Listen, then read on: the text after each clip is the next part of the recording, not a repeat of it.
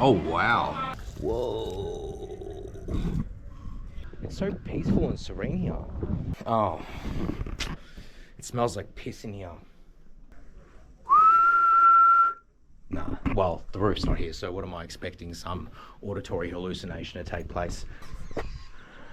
It is granite. Holy crap. In order for you to know where you're going, you need to know your past. And I love grapes. They are the fruits of the gods.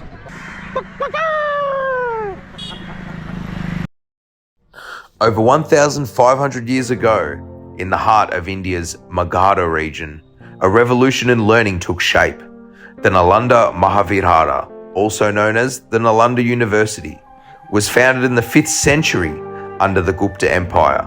But this wasn't just your ordinary school, it was the world's first fully residential university.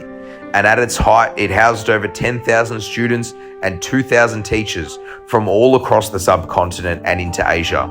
Monks, scholars, and philosophers came as far as China, Tibet, Korea, Greece, and Persia to study Buddhist philosophy, Vedic astronomy, mathematics, and medicine.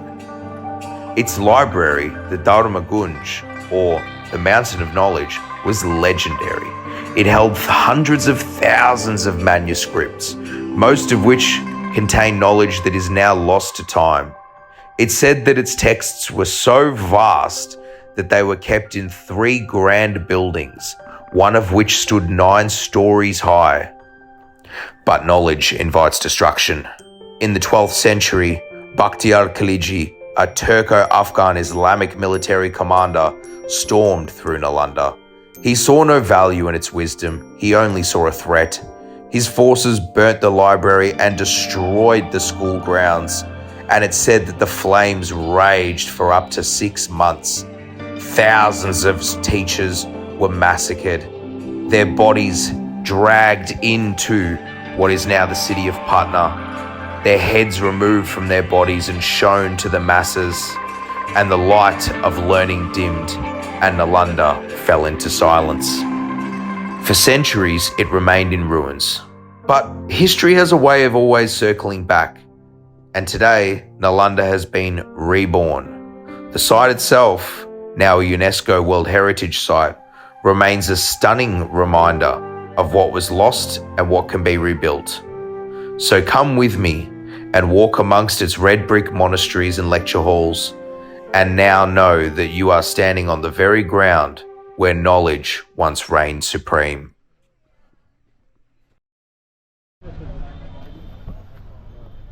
You ready? Yeah, we're ready. So we're officially in Nalanda now. We're gonna grab a bite to eat. We just passed a little town, but we're on the route to the Nalanda University ruins. So for now, enjoy the food vlog, the pre-ruined food vlog. We're going to the Buddha restaurant.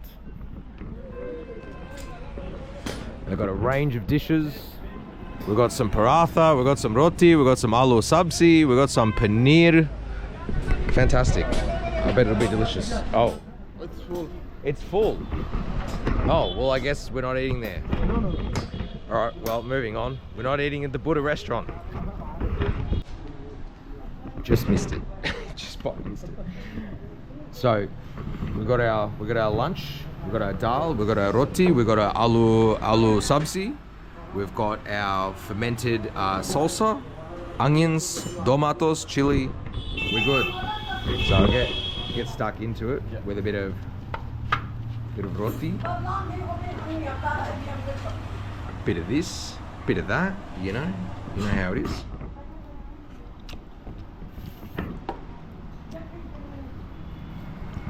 Oh, I was thinking it needs salt, but there's salt on the plate, so you can add your own. Careful. She's hot.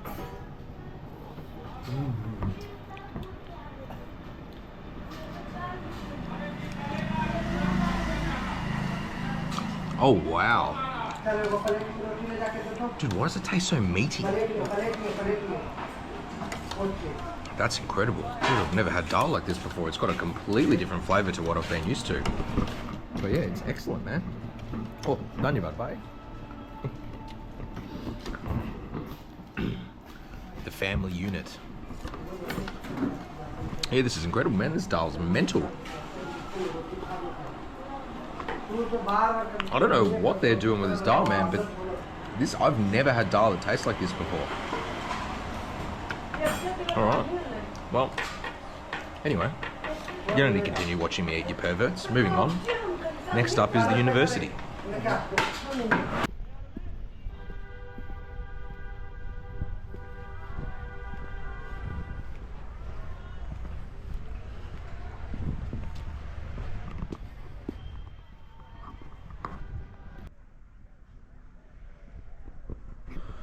All right, we've made it, guys. We've made it to Nalanda University, or the ruins of Nalanda University. We're just at one section of the complex. There's another major section down the back there that we're going to go check out shortly. So there's been pieces that have been found at this particular section of the total site, the total complex, and they found pieces of a statue of Buddha. The leg is now inside, so we'll check that out shortly.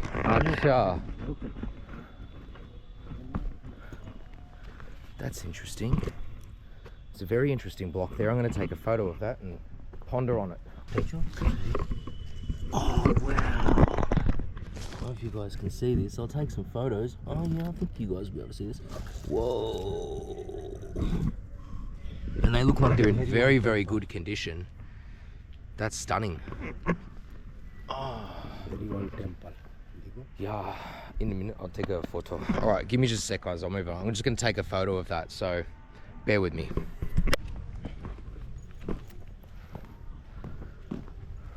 Wow. The Buddha statue, the 80 feet, the lotus flower, the lake, the Whoa. lake. Yeah, the lake. Yeah, The underground temple, the meditation center. Acha. Can we go inside? Can we go inside? I know. Oh, man. You know, he have the keys? Oh. Can I stand here? Is this okay? Okay. Whoa.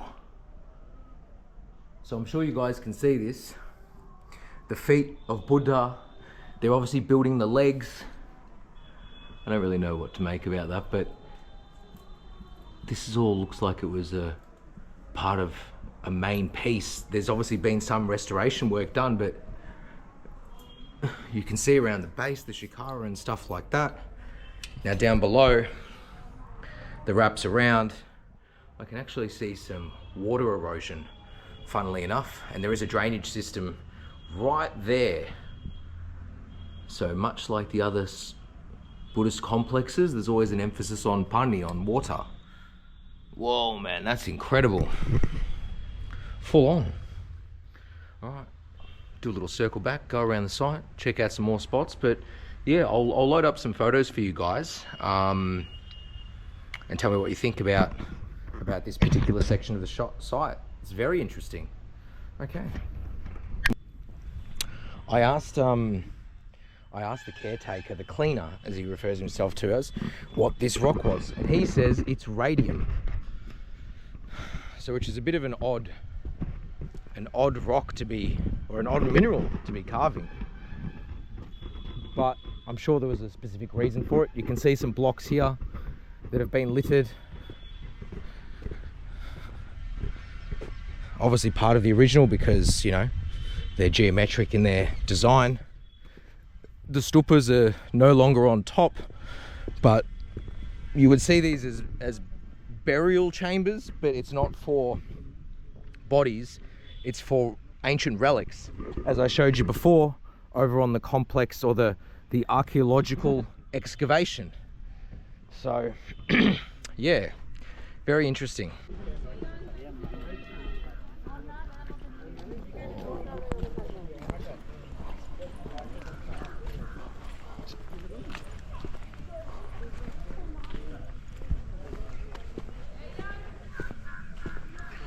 Now it looks like we are at the main Nalanda University grounds.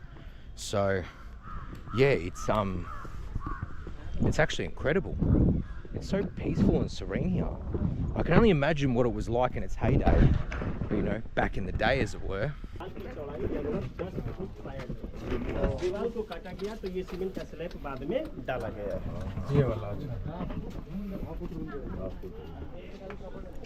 crap, man. Monastery number 5.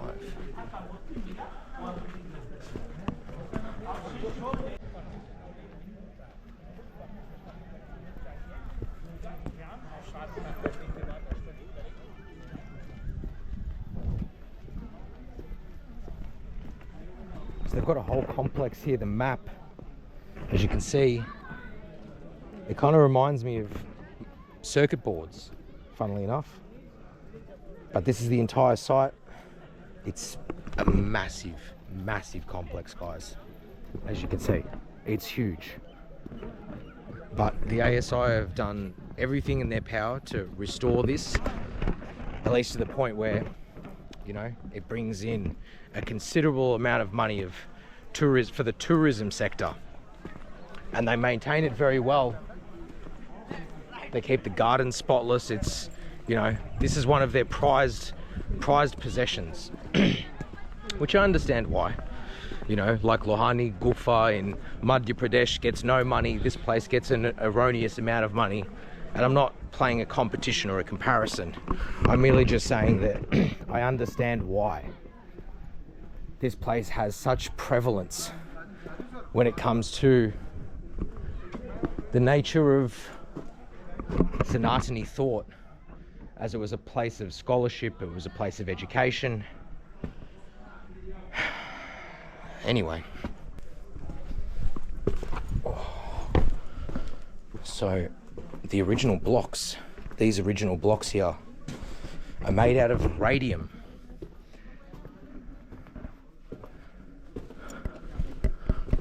Whoa, let's do it.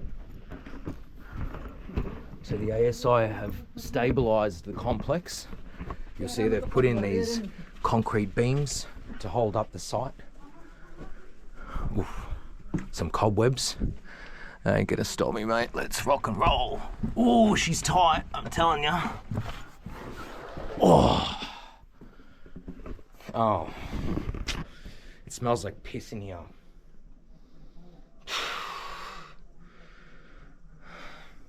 Upsup discipline nahi.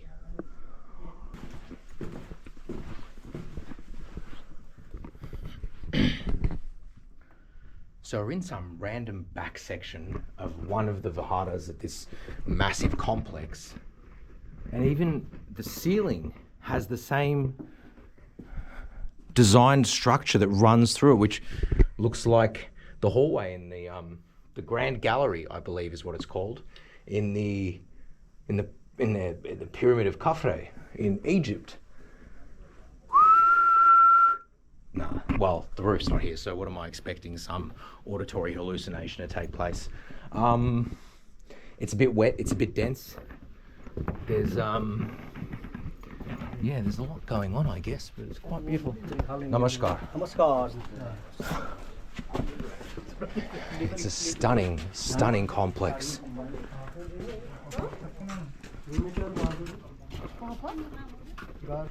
Monastery number 6.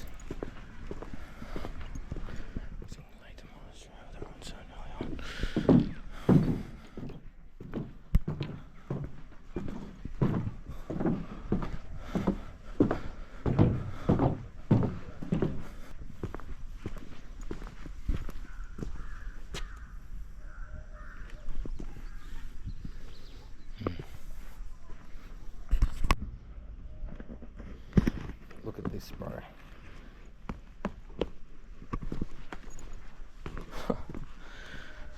Whoa, that is a deep well.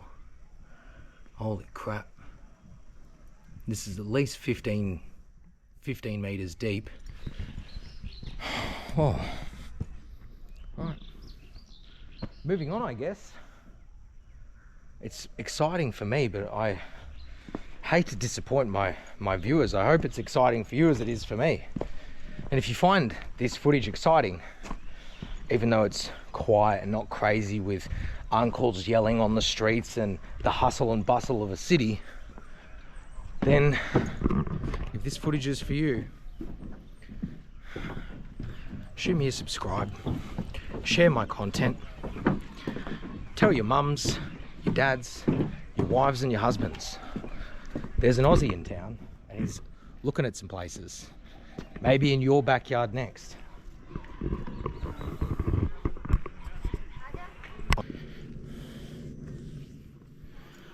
Look at the design on that. Look how beautiful that is.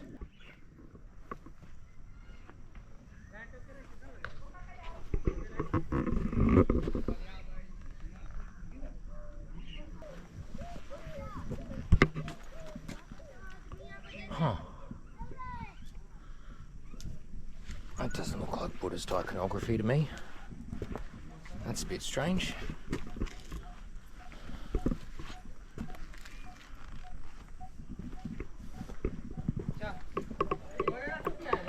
Love the brickwork that the ASI have restored and rebuilt.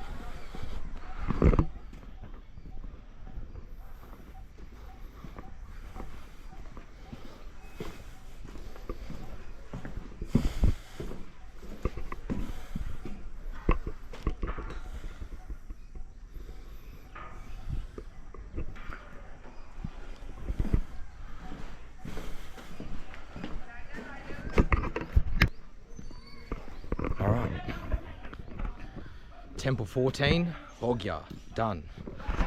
Making our way back out, and I've got a couple more things I'm going to quickly check out, and then done. I don't think there's going to be any time to see Rajgir today, probably not tomorrow either, so Rajgir will have to be for another time, which is unfortunate. However, I was very adamant that I wanted to leave early, but unfortunately some obstacles presented themselves, which includes 2 hours of sitting in traffic where we weren't able to get out of Patna because the major arterials that lead out onto the major highways are absolutely shocking, absolutely shocking. But anyway, some pillars. This is not radium. What is this? Dude, is this granite? I think these are granite columns. It is granite. Holy crap. This is incredibly difficult to cut.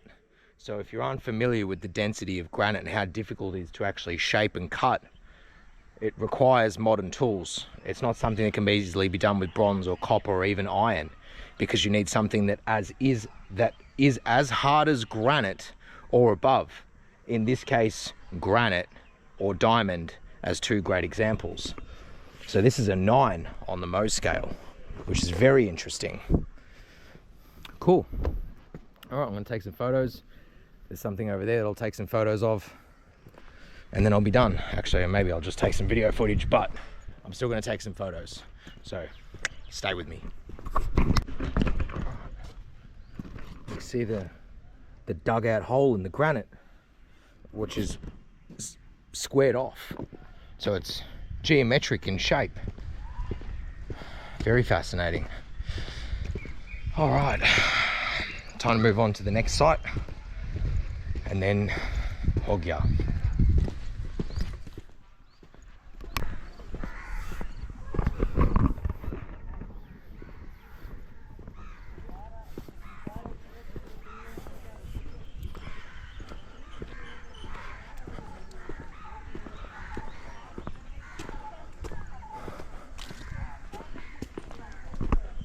So according to the ASI, there's actually 7 layers of construction that exist at this monster site, this monster piece of architecture. Obviously we're unable to see that 7th layer because it exists within the complex. But you can imagine how old this place is. And it makes you wonder as well, because there was so much information that was lost, because when the Nalanda complex was unfortunately ransacked or just sacked by the Mughal forces, the Islamic invaders, a lot of texts, a lot of books were unfortunately destroyed. So we'll never truly know how old this place is. I mean, the estimate is 460 AD it was constructed. But what tends to happen with a lot of sites in India and a lot of sites across the planet is what's turning up to be a common theme, in fact, as archaeologists and historians and people from a new field of thought, the younger generation that are interested in this stuff, are actually tending to find that a lot of these sites sit on places that are much older. So yeah, it doesn't necessarily mean it's the case, and it doesn't necessarily mean that is the case with this site, but ultimately we will never know, because there was literally nothing left in terms of records. You can see a Buddhist statue up there. I'll take a photo of it, and a whole cacophony of Buddhist iconography. Very cool. You can see these channels that would have had water running through them at some point in the past. This is an incredible site. Full on, man. All right, well, I think we're done with the Nalanda University footage for the day. For this video, it'll probably be separate. But yeah, an incredible site, incredibly peaceful. And it is a shame that so much knowledge, so much history, not just of India, but of the entire Eurasian plate, the information and knowledge of our ancestors was lost. And people need to think about the nature of the allowance for these things in the future going forward, because we need to understand, I mean, how do I describe it? In order for you to know where you're going, you need to know your past. And if we don't know our past as a collective unity, as a collective species that is the human Homo sapien, then how are we going to know where we're going? But anyway, guys, I hope you've enjoyed the footage. If you have enjoyed this footage, please give me a like, a share, tell your friends, your husbands, your wives. I'll keep repeating myself. And yeah, leave a comment. What do you guys think about the Nalanda University ruins? If you have been to this place, I'd love to hear your experience. If you haven't been to this place, still send me a comment, and you know, maybe I can help and guide and navigate you, and who knows, I might be able to help in some way, shape or form. You guys thought you were done with me, but you're not, but you kind of are. Just gonna give you, this is the backside footage. This is the blooper reel. Just getting some juice made because we're thirsty buggers, especially me. So exor bis for 200 ml of juice outside the entrance to the Nalanda University complex. He's chucking the grapes in. Grapes. Green grape. Green and black. So you do both? Green Both. and black both. So he's going to give green grapes and black grapes, and I love grapes. They are the fruits of the gods. But the Armenians will tell you that the pomegranates are the fruit of the gods. There he goes.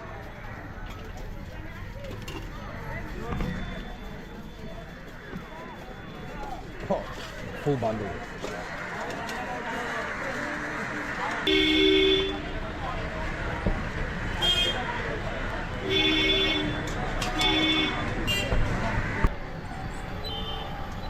Traditional style. Yes. Traditional. Heck yeah, dude. Look at that. Wow. All right, we've got our grape juice, a mix of green and red grape. It's quite thick, but it's delicious. Oh man. That'll put some hair on your chest. Oh, all right. We're gonna head off. So it might be done for the night. We're gonna be up early, rise and shine, crack of dawn. As is, the cock gets up in the morning when the sun rises. So I'll see you guys in the morning. Good night.